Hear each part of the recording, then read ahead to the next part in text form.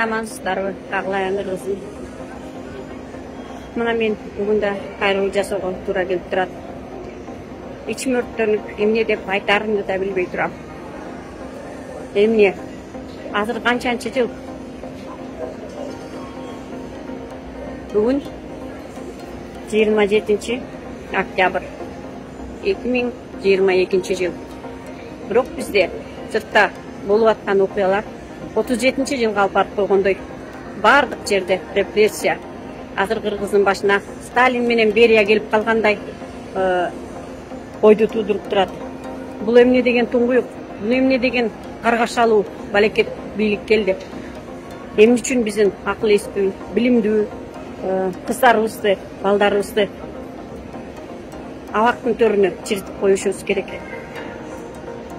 Эмне деген суроолор көп, жооп жок.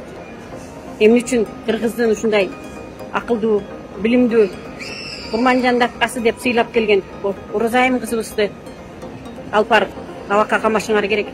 Оразайым деген бул Кыргызды өзүнүн тунуктугу, өзүнүн акылдуулугу, өзүнүн 26 жашта эмес 80деги кемпирди кичинертип койгондой акылынын тунуктугу менен багындырган акылдуу кыз эмес беле?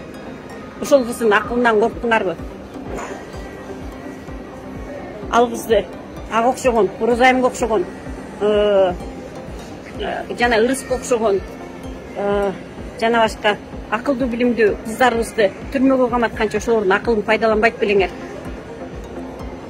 Акмак бийликке келсе, акылдуу чыркырап четке чыгат дегенди силер аябагандай жакшы тастыктадыңар. Оразайымдан колуңарды тарткыла. Ал кыздын колдоп алар артында эли бар. Өзүнүн электораты бар кыз. Ал эч кандай Кыргызга жамандык кылайын деген жок.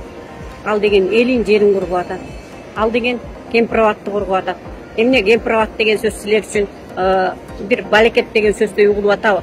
Бул кемпирабадтын аркасынан силер ошол кемпирабадка чыгып жок болосуңар.